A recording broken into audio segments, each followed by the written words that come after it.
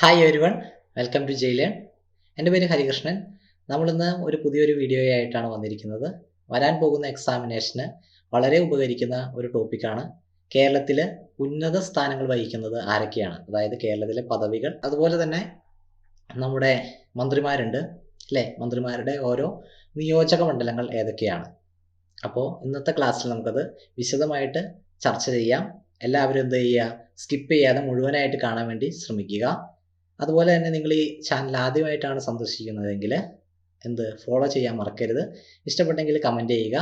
Okay, അപ്പോൾ നമുക്ക് ക്ലാസ്സിലേക്ക് ഡയറക്റ്റ് കിടക്കാം. ഫസ്റ്റ് വരുന്നത് നോക്കിക്കേ പിള്ളേരെ, ഗവർണറാണ് അല്ലേ. ഗവർണർ ആരാണ്? ആരിഫ് മുഹമ്മദ് ഖാനാണ്. അതെല്ലാവർക്കും അറിയാം അല്ലേ. ആരിഫ് മുഹമ്മദ് ഖാനാണ് നമ്മുടെ ഗവർണർ. 22ാമത്തെ കേരള ഗവർണറാണ് ആര്? ആരിഫ് മുഹമ്മദ് ഖാൻ. ഓക്കെ, അടുത്തതോ ഹൈക്കോടതി ചീഫ് ജസ്റ്റിസ് ആണ്. Chief justice justice Nitin Jamdar ആണ്. നിതിൻ ജാംദാർ, അദ്ദേഹം 39ാമത് ചീഫ് ജസ്റ്റിസ് ആണ് നിതിൻ ജാംദാർ.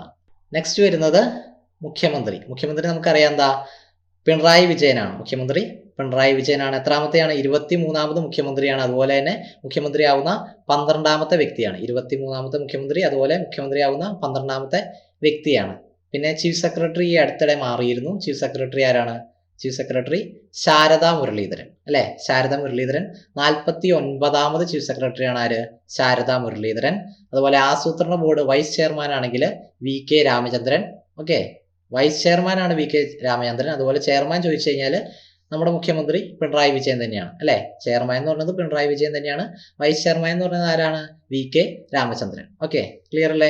അടുത്തതോ മനുഷ്യാവകാശ കമ്മീഷൻ ചെയർമാനാണ്. മനുഷ്യാവകാശ commission chairman justice Alexander Thomas ആണ്. ജസ്റ്റിസ് അലക്സാണ്ടർ തോമസ് ആണ് മനുഷ്യാവകാശ കമ്മീഷൻ ചെയർമാൻ. അടുത്തത് വനിതാ കമ്മീഷൻ അധ്യക്ഷ P സതീദേവി. വനിതാ കമ്മീഷൻ അധ്യക്ഷ P സതീദേവിയാണ്. 7ാമത്തെ അധ്യക്ഷയാണ് P സതീദേവി. അപ്പൊ നമുക്ക് ആദ്യം തൊട്ട് ജസ്റ്റ് ഒന്നും കൂടി നോക്കാം. പറഞ്ഞു പോയത് തന്നെ, ഗവർണർ ആരാണ്? ആരിഫ് മുഹമ്മദ് ഖാൻ ആണ്. 22ാമത്തെ കേരള ഗവർണർ ആണ് ആരിഫ് മുഹമ്മദ് ഖാൻ. അതുപോലെ ഹൈക്കോടതി ചീഫ് ജസ്റ്റിസ് ചോദിച്ചാൽ ജസ്റ്റിസ് നിതിൻ ജാംദാർ ആണ്. ഹൈക്കോടതി chief justice justice Nitin Jamdar. മുഖ്യമന്ത്രി ആണെങ്കിലോ പിണറായി വിജയൻ, 23ാമത് മുഖ്യമന്ത്രിയും അതുപോലെ മുഖ്യമന്ത്രിയാകുന്ന 12ാമത്തെ വ്യക്തിയാണ് ആര്? പിണറായി വിജയൻ. ഓക്കെ അല്ലേ. അടുത്തത് ചീഫ് സെക്രട്ടറിയാണ്. ചീഫ് സെക്രട്ടറി ശാരദാ മുരളീധരനാണ്. 49ാമത്തെ ചീഫ് സെക്രട്ടറിയാണ് ആര്? ശാരദാ മുരളീധരൻ. അടുത്തത് ആസൂത്രണ ബോർഡ് വൈസ് ചെയർമാൻ. ചെയർമാൻ ചോദിച്ചാൽ ആരാണ്? പിണറായി വിജയനാണ്. വൈസ് ചെയർമാൻ ചോദിച്ചാൽ VK രാമചന്ദ്രനാണ്. അതുപോലെ മനുഷ്യാവകാശ കമ്മീഷൻ ആണെങ്കിലോ അലക്സാണ്ടർ തോമസ് ആണ്. വനിതാ കമ്മീഷൻ അധ്യക്ഷയാണെങ്കിൽ P സതീദേവി. ഓക്കെ അല്ലേ. അടുത്തതിലേക്ക് പോകാം. ബാലാവകാശ കമ്മീഷൻ ചെയർമാനാണ്. ബാലാവകാശ കമ്മീഷൻ ചെയർമാൻ ആണെങ്കിൽ KV മനോജ് കുമാർ ആണ്. ബാലാവകാശ commission chairman KV Manoj Kumar. അടുത്തത് SC/ST കമ്മീഷൻ ചെയർമാനാണ്. SC/ST ആണെങ്കിൽ BS മാവോജി ആണ്. SC/ST commission chairman BS Maoji. ബാലാവകാശ ആണെങ്കിലോ Manoj Kumar. Public service commission നമുക്കറിയാം. PSCയുടെ ചെയർമാൻ ആരാണ്? അത് എല്ലാ PSC പഠിക്കുന്ന എല്ലാ ഉദ്യോഗാർത്ഥികൾക്കും അറിയാവുന്ന ഒരു കാര്യമാണ്. ആരാണ്? ഡോക്ടർ MR ബൈജു ആണ് അല്ലേ. PSCയുടെ ചെയർമാൻ ഡോക്ടർ MR ബൈജു ആണ്.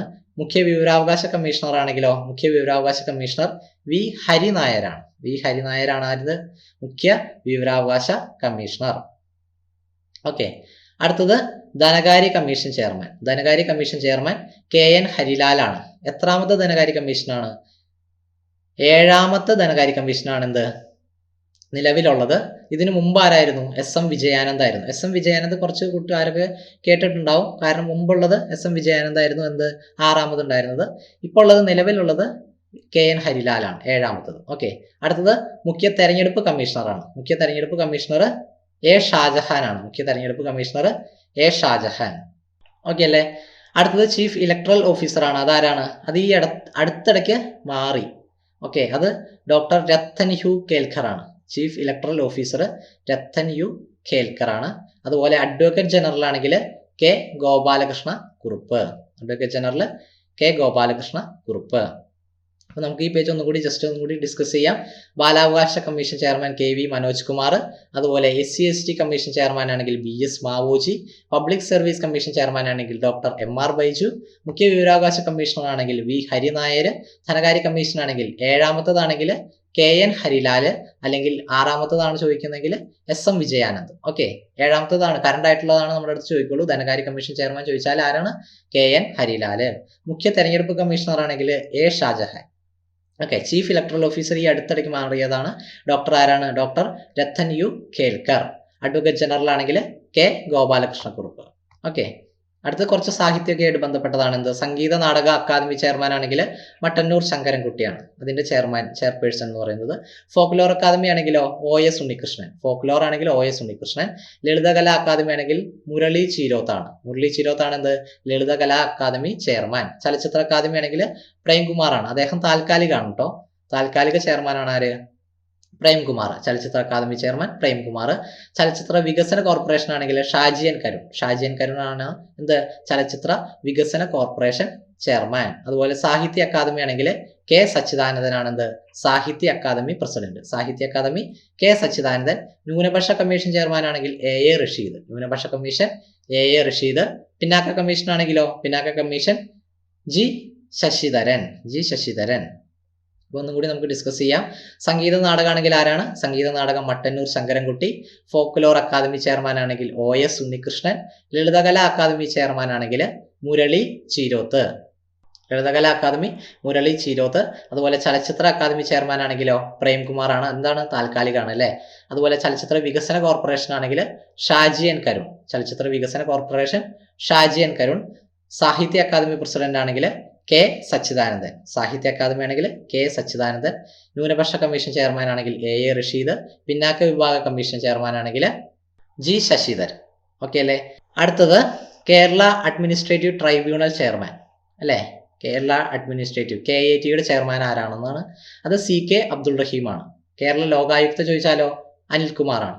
ഉപലോകായുക്ത ആണെങ്കിൽ ഹാരൂൺ ഉൾ റഷീദ്. പക്ഷേ കേരള ലോകായുക്തയാണ് നമ്മൾ എങ്ങനെയായാലും അറിഞ്ഞിരിക്കേണ്ടത്. അതാണ് ഇമ്പോർട്ടന്റ്. അനിൽകുമാറാണ് കേരള ലോകായുക്ത. ചീഫ് വിപ്പ് ആണെങ്കിൽ N ജയരാജാണ്. ചീഫ് വിപ്പ് എന്ന് പറഞ്ഞത് N ജയരാജ്. അതുപോലെ സ്പോർട്സ് കൗൺസിൽ പ്രസിഡന്റ് ആണെങ്കിൽ U Sharaf Ali. Okay, police മേധാവി ആണെങ്കിൽ ഷെയ്ഖ് ദർവേഷ് സാഹിബാണ് എന്ത്?